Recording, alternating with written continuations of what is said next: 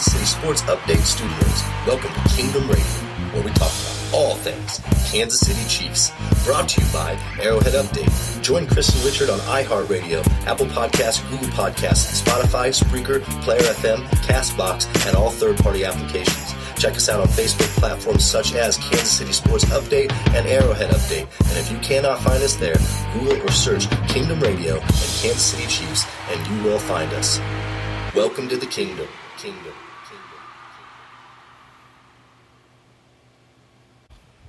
Welcome to Kingdom Radio. I'm your host, Richard Smith, along with my senior NFL analyst and co-host, Chris Chavez. And Kansas City, I know that we're a little late here due to our recording platform, but that doesn't even matter. Let's talk about the biggest thing that's happened basically in Kansas City history. The Kansas City Chiefs defeated the San Francisco 49ers last Sunday, 31-20, and bringing home the the Lombardi Trophy to Kansas City, and a resilient game by Patrick Mahomes.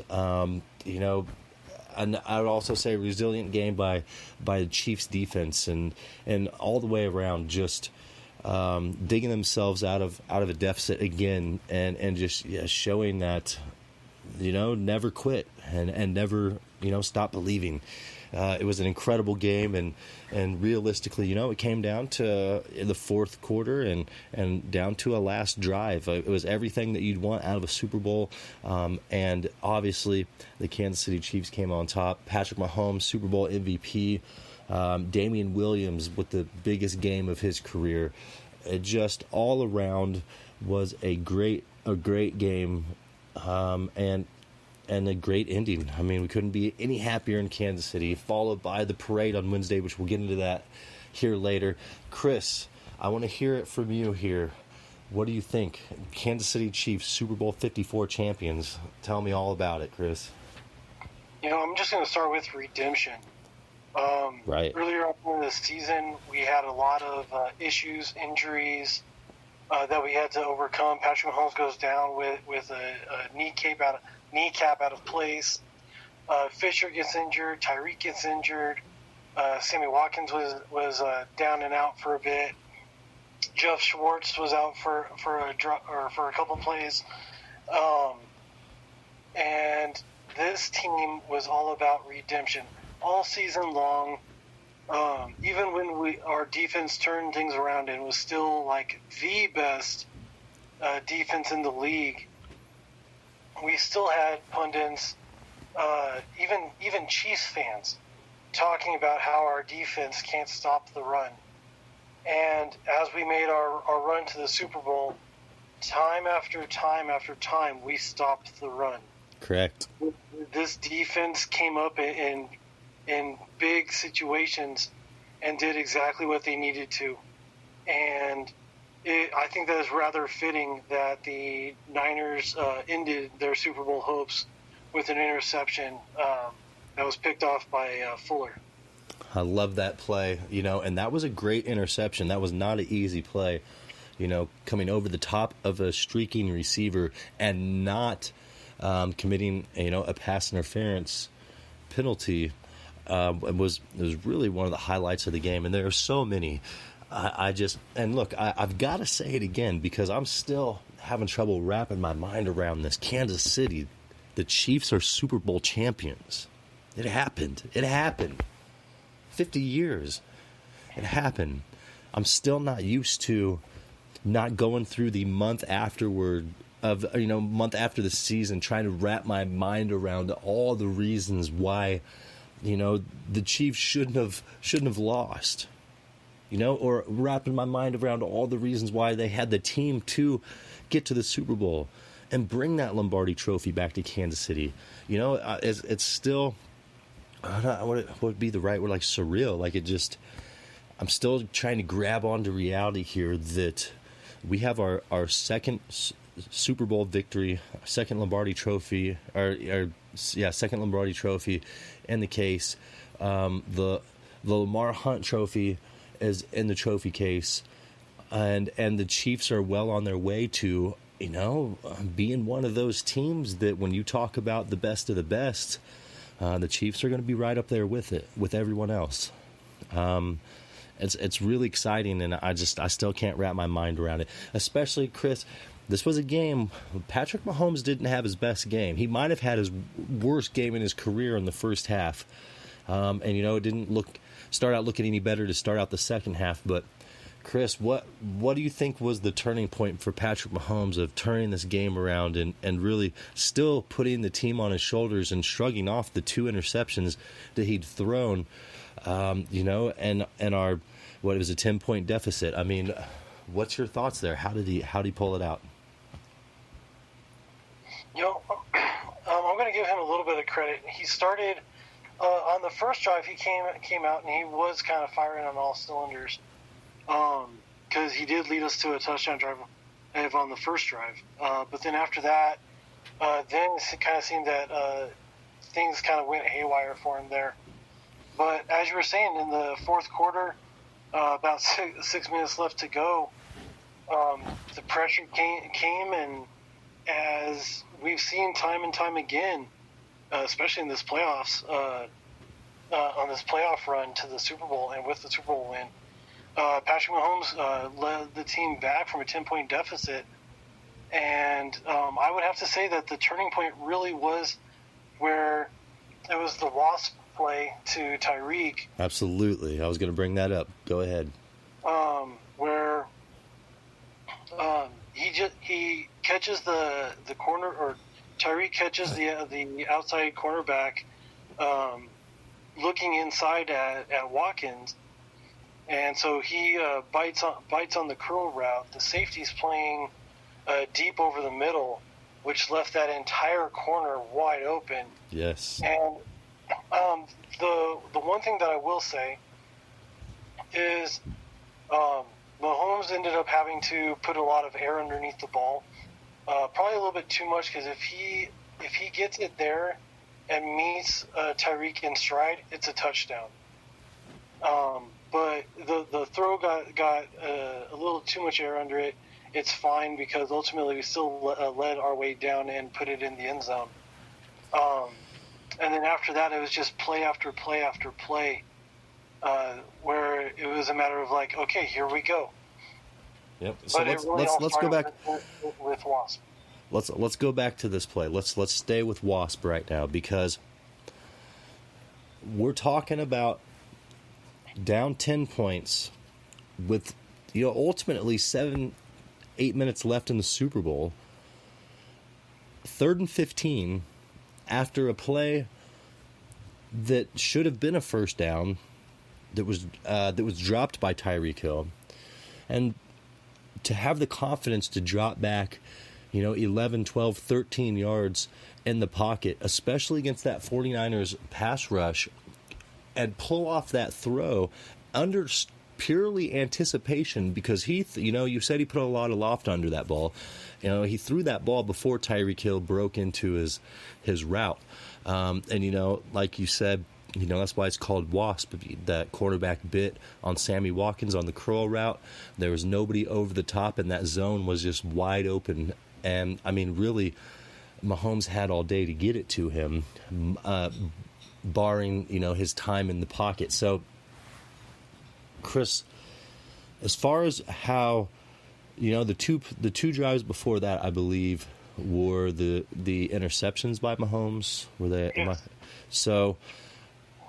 And Tyreek Hill was on the bench. He was feeling low. It took Mahomes going over the bench and giving that epic speech. Just make a play. Everybody make a play. Just make a play, and they can ultimately win, and they did. But when Mahomes goes to the sideline and he talks to Eric Bieniemy, and he's standing there with Eric, and he says, "Well, what about Wasp? Did we have time to run Wasp?" And he was asking if he had enough time in the pocket. But for him, and then he said he doesn't care what down it's on or what situation, just let's run Wasp.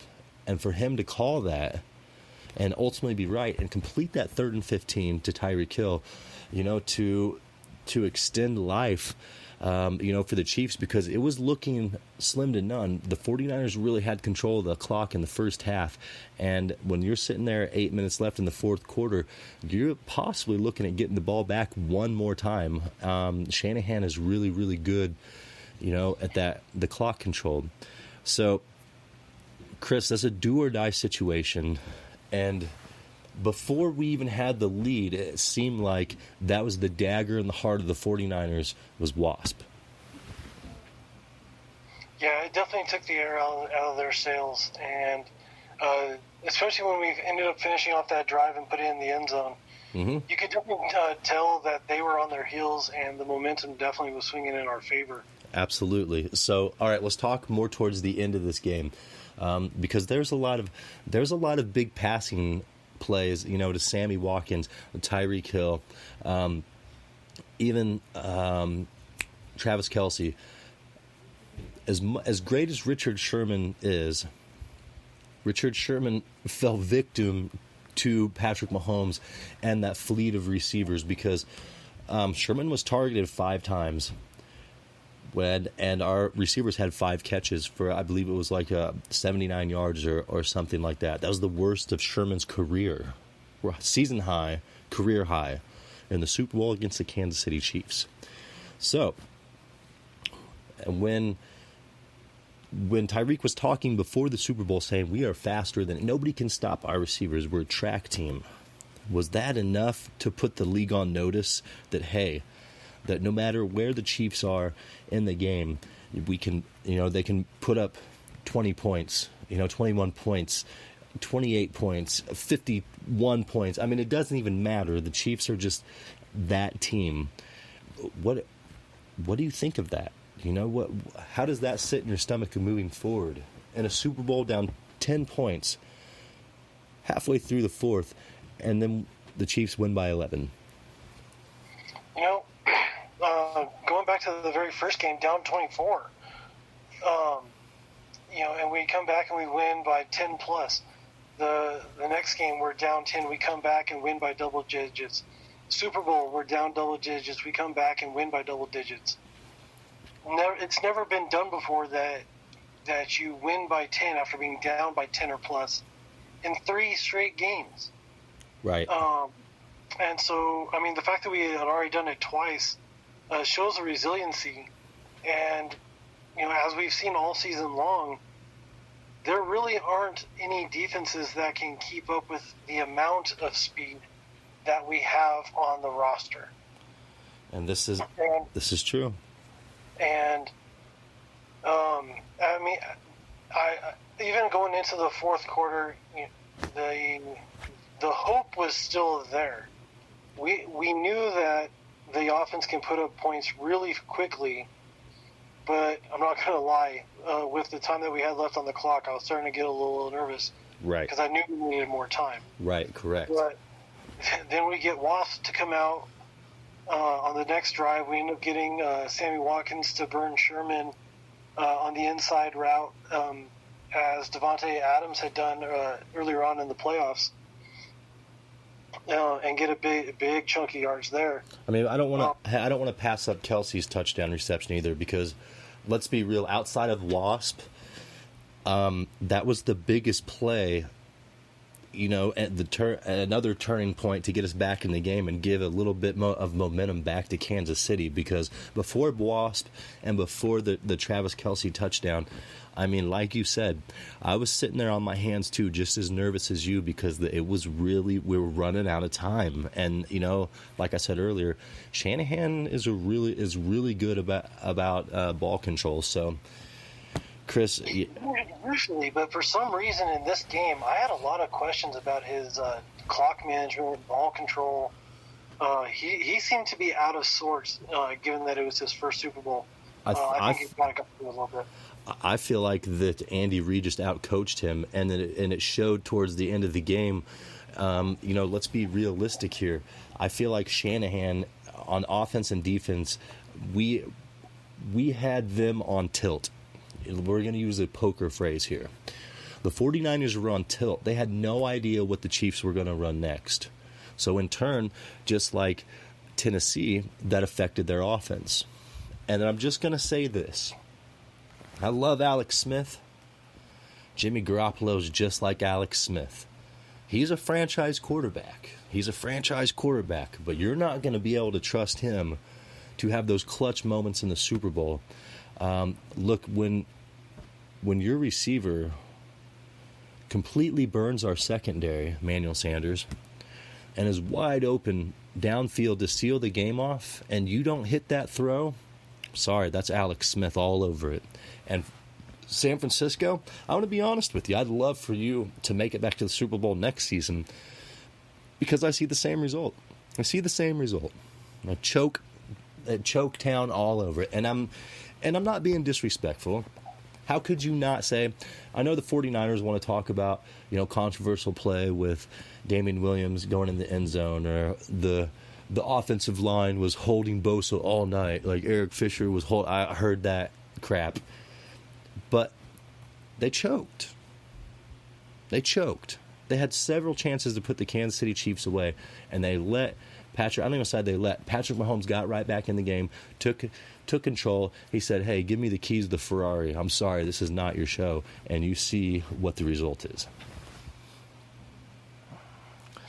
Yeah, you look at the fourth quarter, and we were able to shut out the Niners. They didn't put up any points at all. And I feel kind of bad for Shanahan slightly, just that this is the second large lead that he has ended up giving up, once as a coordinator with the Falcons and now with the Niners. And as you said, Garoppolo certainly had his misses. And he was not taking a lot of shots downfield. He was keeping a lot of the throws underneath. He took some shots down the field, but as you said, he overthrew them, and it ended up costing them big. I mean, and realistically, it cost them the game, and that's the difference between Wasp and Jimmy Garoppolo. I mean, let's be real with that, Chris, because you think of being in the moment.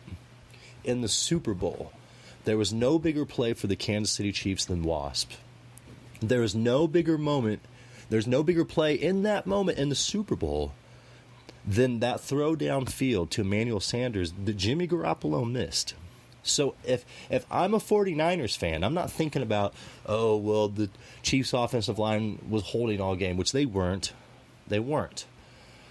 And I'm not going to sit there and say, well, Damian Williams wasn't in the end zone. Well, I'll tell you what, nobody can say definitively if he was not. It looked like he was. We know how it works. The ball breaks the play and you're in the end zone. But to realistically sit there and say that it's not on Jimmy G and that play defines who Jimmy Garoppolo is and the type of team that Shanahan has behind him. Don't get me wrong, he's got one of the greatest GMs that there is right now. I have full faith in 49ers GM Lynch. He's the man. But Chris, does this not look like, the Kansas City Chiefs of 5 years ago? It definitely does. But the difference here, or the difference in the game, is really just a matter of Garoppolo missing that throw. Yes. If he hits that throw, it's a very different narrative that we're having right now. But think about all the times we had this talk about Alex Smith, too. Absolutely. Jimmy Garoppolo is a guy who's going to go out there and try not to lose the game as far as going out there and winning you a football game. And on the highest level, you've got to pull out all the stops. And that's how I felt about Jimmy. You could tell towards the end of the game he didn't know what to do. He looked flustered.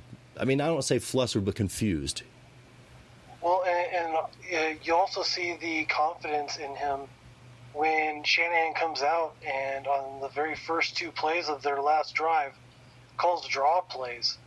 Now, don't get me wrong, the first one absolutely worked to perfection for them, got them a huge chunk of yards, but the clock's going to be running after that. You have to throw the ball. Right. And when Garoppolo did have the ball in his hands on that drive, he looked extremely flustered because he couldn't throw anybody open. he's definitely, like you're saying, he's definitely a game manager. He's not going to be the quarterback who's going to make things happen, like a Patrick Mahomes, like a Deshaun Watson. Right. And, so go ahead. Let's take a look at this scenario right here, Chris, because this is where I think Spags deserves a lot of credit that's going underneath the radar to have enough confidence in the Chiefs' defense to be sending extra players, sending 8-9 guys in the box on the final drive of the Super Bowl. That right there tells me the type of defense that we have and the type of balls that Spags has to go after the quarterback in that moment, because we all know you get to the quarterback and you disrupt him, it's over with. And Spags exploited that and showed everybody in Kansas City, minus what a few people say, even after the Super Bowl, Chiefs fans, and it surprises me, but that's a huge moment, and that's a lot of trust. And Spags and that whole defense deserves their credit. Yeah, I mean, you have to have a tremendous amount of trust in your cornerbacks to not lose their men in that situation. And, right. You know, for the majority of the game, everybody ended up having very, very good games. They didn't let anybody really get behind them. Right. The biggest pass play that the Niners had was a 26-yarder to Kendrick Bourne. You know, did we give up some passes? Yeah. I mean, no team ever or never gives up a pass. That was expected, though. I mean, when they have, you know, players like Deebo Samuel, he is a home run hitter. I'll give Deebo Samuel's a home run hitter. And Emmanuel Sanders and George Kittle, I mean, that was expected, but the Chiefs really eliminated as many of the big plays as possible, and even with the running attack, I mean, the end arounds, everything, the Chiefs did an amazing job of slowing down, you know, the second best offense in the passing offense in the league. It was a lot of fun to watch. Yeah, we didn't give up the big play that the Niners are used to. And all game long, the announcers were talking about how the Chiefs must be frustrated because they're not getting their big plays, and that's what they're known for. So are the Niners. Yeah. And they didn't get their big plays or their big touchdowns. If you take out the end-around yardage that Samuel had we held the Niners to merely 86 yards rushing. Yeah, and that's huge, too, because, you know, how big of a rushing threat were the 49ers in the NFL this year? Number one? I believe so, yeah. So that 1-2 punch, and, you know, sometimes was a, you know, 1-2-3 punch in that backfield with Mostert and Tevin Coleman. They really had something special going on there, and collectively the Chiefs held them to 80 yards. 85 yards, somewhere in that ballpark. So, you know, to shut down a Derrick Henry, you know, shut down this great running game and passing game that San Francisco brought into the table, you know, and then to have enough left in the tank and you know, enough of that, the will of die or I'm gonna win or die trying attitude of the Chiefs. Resilience, the best word for it. That's our team in one word: resilience. So, Chris, let's talk about some stats here, because Jimmy Garoppolo was held to 219 yards, 1 touchdown, and 2 interceptions. Patrick Mahomes, I also would say, didn't have one of his best games, but he still had 286 yards, 2 touchdowns, and 2 interceptions. So the comparison, we've talked about Jimmy G and how he really was just a game manager and didn't go out to win the game. So let's talk about the man who went out to win the game, the Super Bowl MVP, Patrick Mahomes. You know, we touched base on, you know, the turning point, but I think it truly is the mentality of this young superstar on our team that no matter what scenario we get in, and I know this is obvious, but He's the man. He's the one that's going to dig us out. I know that Damian Williams had a great game and our defense had a great game, but I promise you, if any other quarterback was in that game, at that scenario that we were in, the Kansas City Chiefs would have come out with a loss. Yeah, and just to kind of touch on something else that you were discussing, the drive before we ended up getting back into it with Wasp, when Patrick Mahomes threw his second interception, on that drive, we were driving. We got down into the red zone, and it was a deflection off of a pass behind Tyreek, and it just bounced off of his arm. Correct. And it wasn't a bad throw by Mahomes. It was off target. It was behind him, but it wasn't a bad throw. Like the first interception, that was an awful throw. Yeah, very true. I don't know where that throw was going to. Yeah. The defensive back, obviously. But this drive, you could see, he's putting it together, and then we had the interception. But up until that point, we were doing pretty good on that drive. Yes. And so, realistically, it was just a matter of time. And do we have enough time to make this comeback? And with Mahomes and company, you are always in the game, and the MVP is very much deserved for Mahomes to have gotten it. But I will argue just as much that Damian Williams, with the game that he had, the 100 yards rushing, the first player in history to have 100 yards rushing, 1 rushing touchdown, and a receiving touchdown. Right. Huge game. Yeah, absolutely tremendous. And for him to seal the deal at the very end with that, I think it was a 38-yard touchdown. Yes. Behind Sherman, behind the sausage. Yep. Who called it and told him, because that play was supposed to go up the middle, and Sasha told him, "Follow me." Right. It was a thing of beauty. And that was a really incredible play call. And look, man, when that happened, everybody in Chiefs Kingdom knew. We knew what was going on. We knew that was it, and the Chiefs had won the Super Bowl. I have to say, my hat is off to every single one of these Chiefs players, and I know that Damian Williams probably deserved the MVP, but Patrick Mahomes had a rushing touchdown and 2 passing touchdowns, and I mean, he is Patrick Mahomes, well deserved, especially for the last 2 seasons that he's had, and what he's shown as far as physical and mental toughness. Throughout Chiefs Kingdom, this is truly a blessing. And I know, Chris, that you'll remember this for the rest of your life, as will I. This is something that none of us should take for granted. Even if we have Patrick Mahomes and all these playmakers, you never know. We might not ever get back there. So it's savoring every moment and really cherishing these memories. But Patrick Mahomes, huge game. Jimmy Garoppolo, I would say par. Damian Williams, like you said, huge game. Travis-Kelce, a big game. Tyreek Hill, Sammy Watkins, everybody contributed in their own way, in the biggest ways, at the best times. And, like I've said throughout the week here, the Kansas City Chiefs put every single team in the entire league on notice. All the way through this playoff run and in the Super Bowl.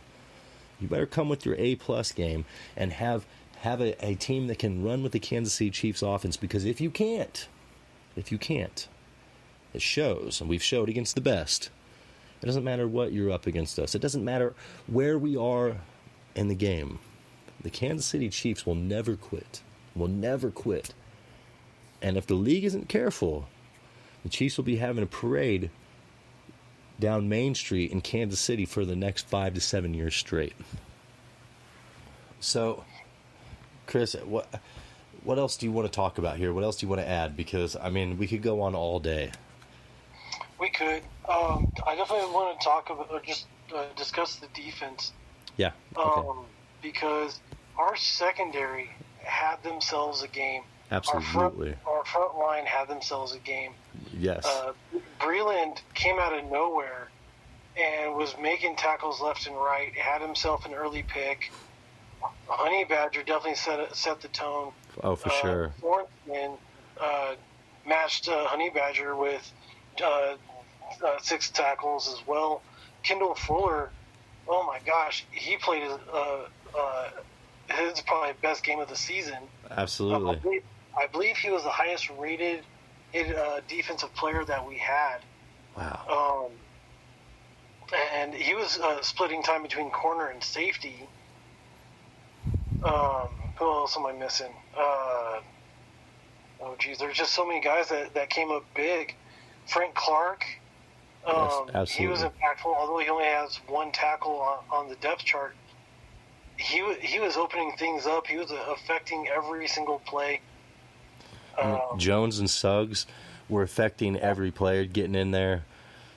I mean, Jones with 3 passes deflected. Yes. I mean, crucial times. Getting their hands up, all of them. That was one thing I really loved seeing from our defensive line is the hands in the air. Regardless of getting to the quarterback or not, knocking down passes is just as effective, and it was nice to see our defense continue our tear, through the Super Bowl. It was a lot of fun. Frank Clark, clutch at the biggest moments. That's why we signed him. Yeah, and he had a sack in every single game in this playoff run. I loved it. I believe he had five in all 3 games. Correct. And going up against this Niners offensive line that really was highly touted coming in, we got 6 QB hits on these guys. We only got 1 sack, but that was the most impactful sack. Right. At a crucial time that we needed it.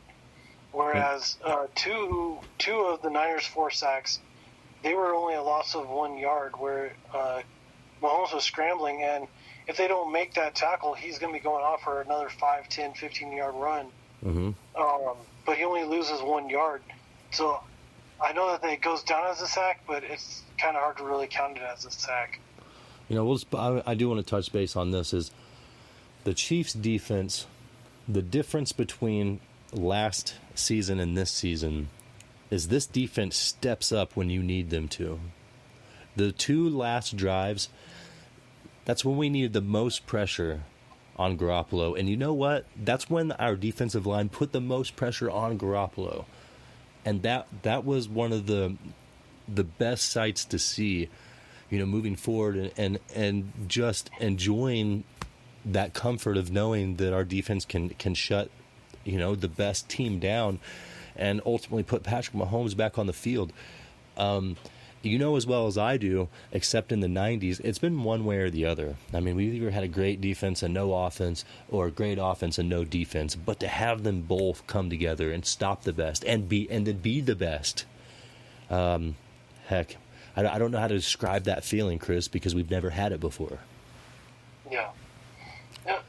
And another thing I just want to throw out there really quick, because, again, these guys were not getting any credit coming in. Everybody was saying that we were going to get railroaded. Our offensive line. Studs. Absolute studs. And there's a stat going out where Mitchell Schwartz broke 2 postseason records, the highest grade of any offensive player with 100 or more snaps with a 92.8. Wow. And the lowest pressure percentage of 100 or more pass blocking snaps with 0.7%. He gave up 1 pressure in 142 passing plays. So I'm going to go even further here. When it comes to Eric Fisher, I'm just going to say this. Chiefs Kingdom, there's no quarterback under the era of Eric Fisher where the Chiefs have had to worry about any, I don't care who it is. J.J. Watt, Von Miller, you put the very best up against Eric Fisher. And he's proven over the years to shut each and every one of them down. Mahomes' blind side is safe and will be safe. And that is a huge testament to Eric Fisher. I mean, am I wrong? We shut down every single premier pass rusher in the league. Yeah, especially the teams that have two bookends. Yeah. We shut them down. They don't take over the game. They might get one sack between the two of them, but they don't dominate the way that they do other teams. Right. And that's just one of those things that I think it's going to take, another year here of Kansas City dominance for them to get the true respect that they deserve. But like I said, the Chiefs have put the NFL on notice, with all these games. And, there's haters out there who keep saying that, Lamar Jackson's all the way around a better quarterback than Mahomes. But I will tell you this. If you ask any fan of the NFL, if your quarterback wasn't the starting quarterback of your NFL team, which quarterback would you take? 100%, I don't say 100, but probably 95% would say Patrick Mahomes. Well, and then you also have to throw in the fact that Patrick Mahomes has beaten Lamar Jackson twice. Correct. And has won a Super Bowl. Exactly. And a Super Bowl MVP and a league MVP. There's no, you cannot compare stats at this point. I'm sorry. You're not going to tell me Lamar Jackson is anything near Patrick Mahomes because of what Patrick Mahomes has accomplished in the first few years of his career. So, and on that note, just we had this conversation earlier today, and I just want to bring it up. We don't know if there is a stat or a record for this Chiefs Kingdom, but I think that, or we think that the Chiefs must have broken a record for the most broken records in one season this year. Yes. And how do you look that stat up? I know that's one of those things I've been trying to find a great way to word it and a way to look it up. But, Chris, I mean, you think of just watching games, and every single week somebody's breaking some type of record. And a lot of times it's multiple records. Sometimes it's 4 and 5 records, but it's every week, even throughout the playoffs, into the Super Bowl. I mean, Patrick Mahomes had one of the best runs of any quarterback in Super Bowl or in playoff history this season. And it just, these records keep falling. They're like dominoes, one after another, after another, after another. And yeah, Chris, I mean, if we could find that stat, I'd love to dig that up. Yeah, we definitely. Well, it's going to be a long off season. We'll have plenty of time to look it up. This is very true. And I'm excited for this off season to get started, and we'll have, shows here coming up, especially, when the new season is underway and all these moves are starting to be made. It's going to be an interesting off season. But look, hats off to the Kansas City Chiefs. The entire organization. Andy-Reid, obviously deserving. Patrick Mahomes deserving. Eric Fisher, that whole offensive line, Travis-Kelce, that defense, Frank Clark, the Honey Badger, all these guys deserve this moment. Top to bottom, classy organization. Brett Veach, Mark Donovan, Clark Hunt, Lamar. Lamar is, on cloud nine. God rest his soul. From top to bottom, Norma Hunt, the queen of the Super Bowl. It's just been an amazing ride, and it's just started, Kansas City. And hey, Chris, I got to ask you, there's some awesome antics. We had the Lombardi Trophy presentation, which was amazing. Seeing Coach Reid up there, and obviously Kelce did his thing, and Mahomes raising the trophy. Honey Badger had his moment, and then they move on to the parade, and it just from start to finish of the celebration. The roof was taken off. Everybody was having a blast, and some of the most iconic things ever happened during the parade in Kansas City. And I'll tell you what, Patrick Mahomes can party like a champ. But Chris, let's talk about the excitement and the celebration after the game when the clock hit 0 and everybody knew that you could never change this. This was history, written in stone forever. The Kansas City Chiefs are winners of Super Bowl 54. Chris, wow, feelings. Tell me, how were you handling yourself? I handled myself better than I thought I was going to. At the Super Bowl watch party that I was at, I went into another room to watch it in there just because it was a little bit quieter and I could focus a little bit better. But secretly, deep down inside, I was preparing myself to cry.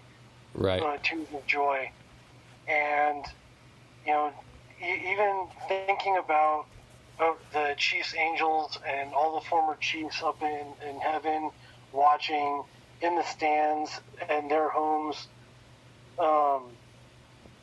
it was incredible to know that all of these guys are not going to be able to experience this, to witness this, but my eyes were transfixed on Andy Reid and seeing him taking it all in and celebrate with the players, right, with his wife, with the personnel, and how every single person was so happy for him. Yes. That was probably more so than anything else, and there was a lot going on, but that was probably the most impactful moment to me, was watching Andy Reid win his Super Bowl. Oh yeah, and he is loved throughout the league. His coaching tree is ginormous, and just the amount of respect, from every player, from every coach, from anybody who has anything to do with Andy Reid. You couldn't have a more deserving person finally hoist the Lombardi Trophy. So I'm with you on that, Chris. I was in utter disbelief. One of my first thoughts that I thought back on into the game after the clock hit 0 was when the 49ers celebrated the second interception midway through the fourth quarter. And I'm sitting there thinking to myself, you all just shot yourself in the foot, because you have Patrick Mahomes on the other sideline, and he'll rip your heart out and hand it right back to you and smile and tell you good game. And that's exactly what happened. And so I think that brought my emotions, to full tilt. Was just, the amount of leadership and the amount of no quit attitude that Mahomes and this whole team had. I think that brought out the biggest emotions. And for the Hunt family, in so many ways, like you said, the Big Red, for so many people in so many ways, this was impactful. And then to share that emotion with Chiefs Kingdom and the fan base, and that's important too, is the aspect of the fans here. We deserve this Super Bowl, through thick and thin. This is the best fan base in the whole world, and we deserve it. We deserve this glory, this triumph. This is the peak of sporting events. This is my all-time high as far as sports in my entire life. And I want to ride this wave out as long as possible and keep bringing in these Lombardi trophies to Kansas City. And talking about riding the wave, I'm going to take us all the way back to the preseason. You and I have been discussing all season long that this roster was by far the best roster that we've ever seen put together. Yes. On both offensive, defensive, special teams sides of the ball. Correct. And on top of add into that the mid-season acquisitions that we made, the free agent signings that we made in the middle of the season when injuries came up. Every single time it was a matter of this team got better and better, right, and better. Yes. And watching the defensive scheme come together. And we kept preaching every single game. We're getting better, you guys. It doesn't look like it. Have faith. Trust the system. It's going to come together. And watching it happen week by week, game by game, it's just been incredible to be on this ride. And to be able to see way back in preseason, in training camp, summer camp, that the air around this team was different. Correct. I have to say that the acquisition of Honey Badger, he has probably been the biggest anchor on a Chiefs defense. I'm going to say it, since Derek Thomas. I love Eric Berry.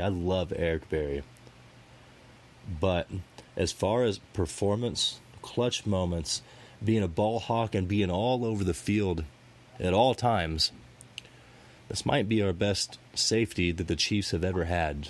Leadership, skills-wise, this is the man, and he changed that defense. And I don't want to say single-handedly because there's a lot of personalities. But to be a leader of all those personalities, that's special.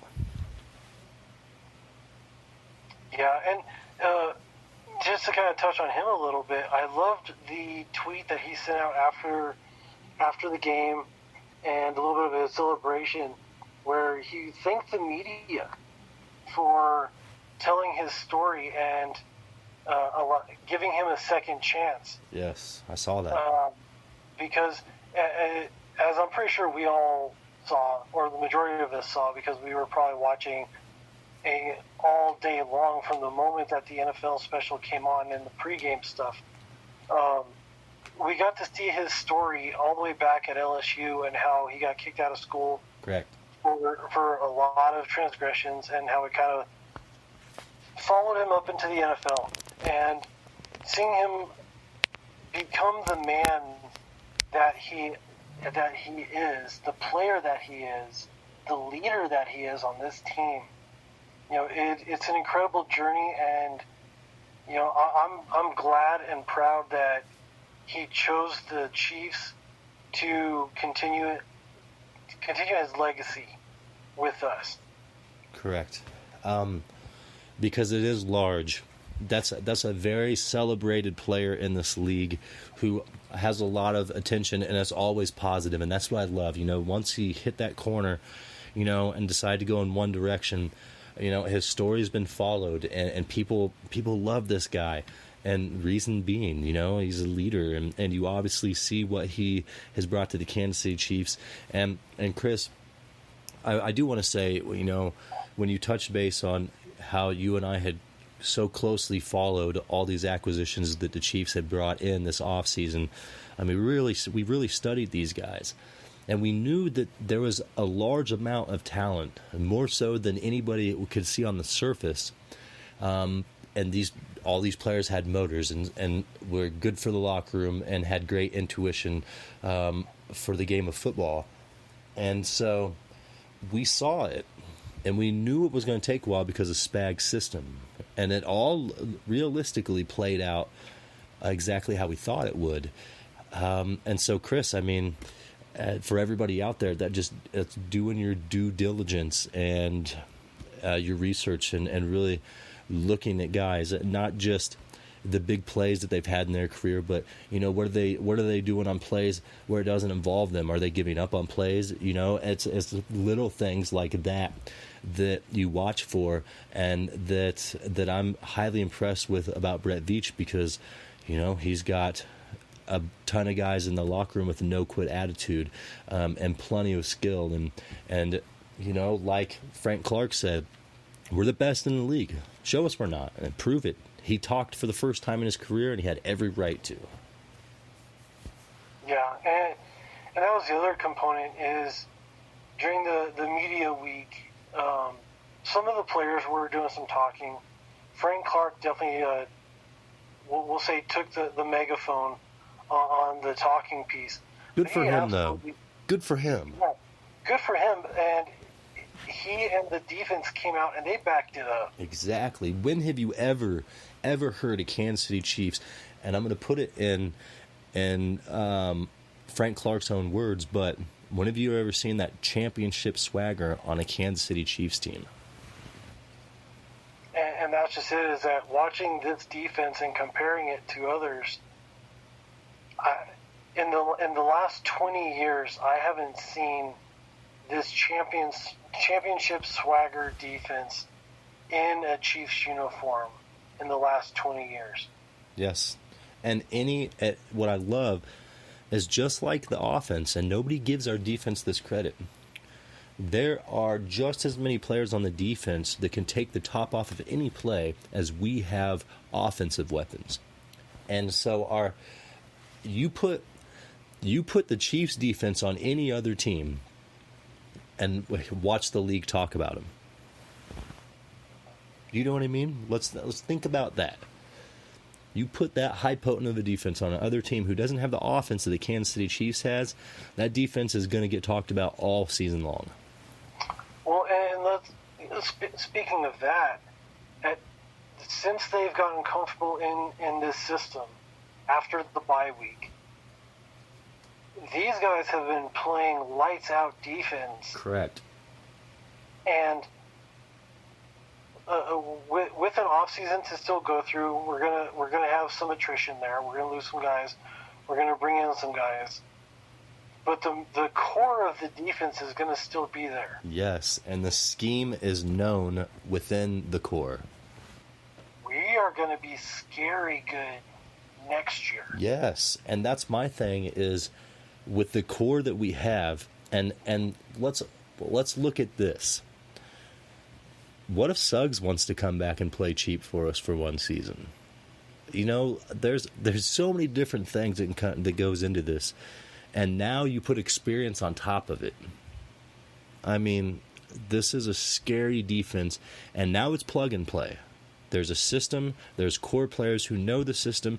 Now we're plug and playing. This is where Brett Veach is, you know, at the top of his game. This is what he's done for Kansas City for the last 5 years. I expect nothing but just as good of a defense next season. Yeah, absolutely. And as you're talking about, you know, we're going to be bringing in some key players.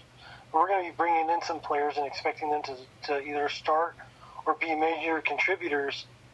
And the key thing that Veach and Reed and Spags are going to be looking for is, are they coachable? Mm-hmm. Because if we bring in a rookie, you know, they're going to be listening to Frank Clark. They're going to be listening to Honey Badger. Correct. They're going to be talking or listening to Thornhill. Yes. And they're going to have to understand this defense really quick. And now that everybody from this season understands this scheme and how it works, they're going to be the leaders on the field now. And they're going to be coaching up these other guys. And I expect for anybody who comes into this defense to learn it quick. Yes, exactly. It'll be easier transition. Yeah, I mean, regardless of the position and whatnot, I expect for everybody to be on the same page much sooner than we were this past season. Let's look at the realism behind what happened this season. We took a defense that was ranked, 30th, 31st in the league last year, whatever it was, even dead last, I'm not sure.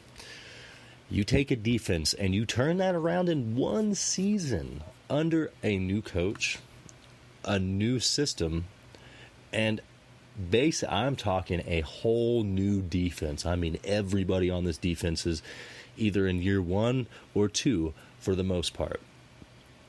And you win the Super Bowl?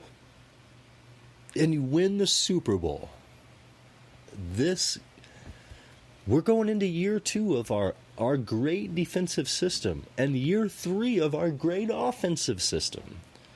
This is something special. Every year we are put in a situation where somebody goes, but then our front office, our coaching staff, never ceases to amaze us by who's being pulled in behind us. Look at all the greats who left. And now I'm not ever going to say we're like Eric Berry who, but Justin Houston who, D Ford who, Tamba Ali who. This was a complete overhaul turned into a Super Bowl champion.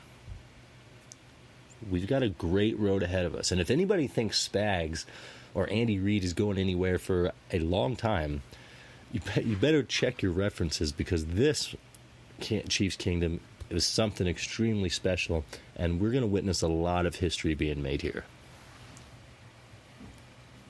Absolutely. So, and as you had kind of mentioned, I don't know if it was pre-Super Bowl or if it was just you and I conversation, but we've got 2 Super Bowl wins as a franchise right now, and it's conceivable that by the end of Mahomes' career, the Chiefs could potentially be the leader in Super Bowl wins for a franchise. Absolutely. This is something that is extremely achievable. And I think that I'd love to venture to say that it's a great possibility. I don't even want to say it's just achievable. This is something that Chiefs could just darn near look forward to. Mahomes is scary. This is a scary player, y'all. This is the best player in the world right now. And we're possibly looking at the face of all sports. All sports. I mean, we're talking about a man who right now is probably bigger than LeBron James. And that's hard to do. We all know this. But Patrick Mahomes is that good. That good. You can't stop the kid. You can't stop his mentality, his poise. Let's talk about Patrick Mahomes' poise. Chris, in any situation, the kid is a flat-out rock star. A flat-out rock star. And it doesn't matter where we're at. We've seen it. I mean, I don't have to say it again. But the poise of this young athlete is something that you'll hardly ever see again. Ever. Yeah, it's definitely something very special. And what better place to have that than Kansas City with Andy Reid and our front office and a guy like Brett Veach who knows how to put talent around a player like that to succeed, and then pull that talent out of the 5th and 6th round in the draft. Go out and grab up free agents at the right price and bring them into the right system with the right coaches, and just the whole mathematical equation of the Kansas City Chiefs is so on key that there's nothing for any Chiefs fan to worry about for the next decade. Nothing. Not a thing, Chris. Tell me one. As a Kansas City Chiefs fan, I've heard a few of them complain. I'm not going to name any names, but Chris, you already know who one of them is. But what in the world do you, number one, have to be nervous about being a Chiefs fan? Number two, you should have the most confidence of any team in the league right now. We're not worried about anything. It's on to the next adventure next year. I'm more. Yes, we're going to see players go, but God, for the first time in my life as a Chiefs fan, I'm more excited to see the players that we bring in. Yeah, because there's so much potential, and this is going to sound really weird for me to say it this way, because we're already a really good team. Right. But imagine how much better we could get. And exactly. And then here's the thing, too, is everybody wants to be a Kansas City Chief. There's not a player in the league that doesn't want to be a part of the legacy of Patrick Mahomes, because everyone in the league knows how special he is. Anybody who puts on a Chiefs uniform will leave Kansas City with a higher value than they came under Andy Reid and Brett Veach, and this whole system, this whole organization. It doesn't stop at the coaching tree. There's value just in being on the Kansas City Chiefs roster. That's something to look forward to as well. That really is something to look forward to, because the trade value in any of our players is really high. So, honestly, even if the Chiefs had to make a desperation move at some point, it's going to bring so much value, it will never be a desperation move. It'll just be a business move, and nobody's hurting. And the Chiefs have never been in that scenario. Never. Not even the 90s Chiefs. There's too much brilliance going on in the front office. There's already too much talent on this team and too much value. It's just going to keep going up. It's like the Yankees. The Kansas City Chiefs are absolutely creating a dynasty that is just going to keep producing revenue and talent and value and Super Bowl rings. It's the Chiefs have got this in such a great place that it's just going to start working itself. Think of the Alabama teams under Saban. There's a recruiting. It's belief in the system. You see it, and you're sold on it. Every player in the country wants to play at Alabama. That's the ultimate goal. The Chiefs are that ultimate goal for almost any player coming out of the collegiate level at this point. There's no argument with that. Why would you want to play? Why would you want to play anywhere else? Exactly. So, just the value on our depth right now. That's fun. This is going to be fun to watch this process. Who are we going to bring back? Let's talk about we're not going to talk about it. We'll get into that another episode. But this is exciting. Chiefs Kingdom, we're Super Bowl champions. The difference between one Super Bowl victory and 2 Super Bowl victories, and the difference between 2 Super Bowl appearances and 3 Super Bowl appearances is pretty astronomical, and I didn't realize how much of a difference it was until the Chiefs had the victory and it was on paper. And then that made me realize the magnitude of where the Chiefs actually sit amongst the best who's ever won the Super Bowl, best franchises. And the Chiefs are headed in a good direction.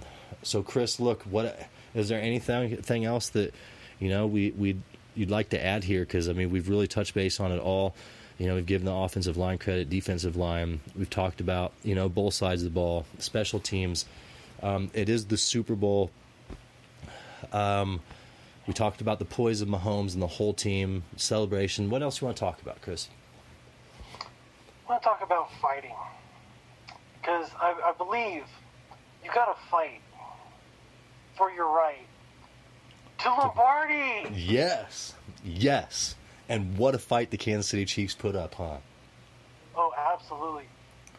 So. And it was just so incredible. And Chiefs Kingdom, wherever you're at, whether you're watching or whether you watch the game overseas, East Coast, West Coast, Midwest, wherever you're at, you're going to remember this game for the rest of your life, because this is the first one of many, but this is the first one. We've been waiting for this one. Yes. For 50 years. Special. This is special. I'm getting emotional right now. I'm not going to lie. And I know that I'm going to remember every single play, every aspect of the game, the pregame, Tyreek Hill's visor when he came out. Yes. The celebration, and immediately afterwards, as well as the parade and the speeches that each player gave. I'm soaking it all up, as I hope all of you guys are, because while we're talking about all these Super Bowl wins that we could have, nothing is guaranteed. Soak it in, enjoy the moment, and ride the next year on the fact that we are the reigning Super Bowl champs. Amazing feat. And I'm going to talk about the speeches just for a second, and I'm just going to touch base on 2 people. But to see the mayor of Kansas City and then also the governor of Missouri, they're both diehard Chiefs fans before anything that has to do with their stature within the community. And to see these political figures both be fans, and I'm talking, they were no different than any of us. And, hear the props, the governor gave to the Chiefs and the organization, the fans. I mean, this is something special. And like Chris said, we all need to hold on to it. Never forget it. I don't think that we could. That's almost impossible. But Kansas City, this is the Super Bowl. This is Super Bowl 54. We finally made it. And we finally won. Enjoy it. Because we got a great season to look forward to here soon, which starts here in just a few short weeks. Kansas City, it does. We're going to start things over here. Patrick Mahomes has already been in the weight room preparing for this next season, so enjoy it, Kansas City. This is our last podcast for the season, Chris. This is it. I mean, we're going to take a little break, aren't we?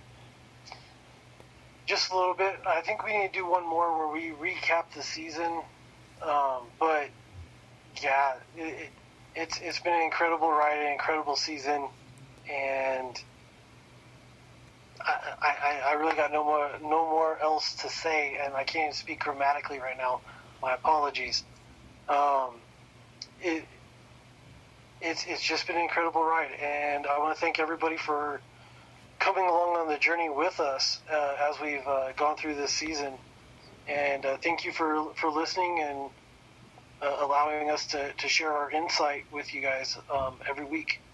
Hey, and I'll tell you what, Chris, it has been a pleasure and a privilege to talk every week with you here about Chiefs football and the most magical season of our lives. And look, I mean, Chiefs Kingdom, if you haven't followed, I don't know how long you followed Kingdom Radio, but Chris and I really hopped on board, to do this together just before this season. So it was great timing, something special. I enjoyed it.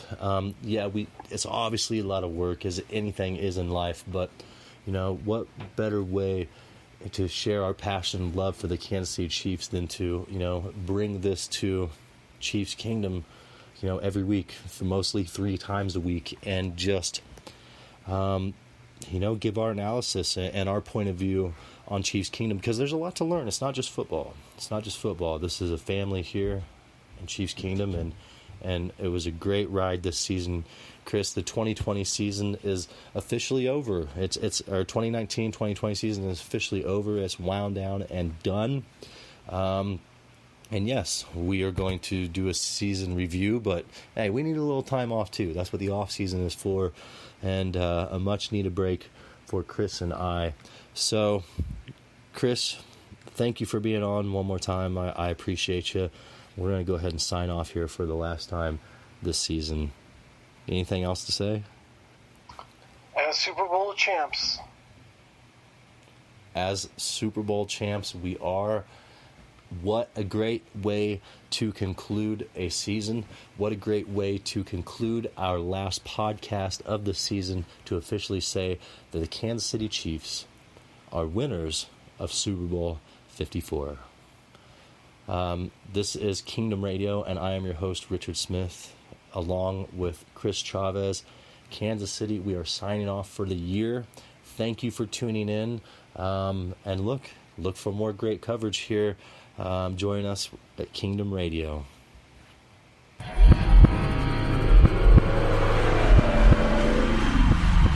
Thank you for tuning in to Kingdom Radio, your go-to podcast for everything Kansas City Chiefs.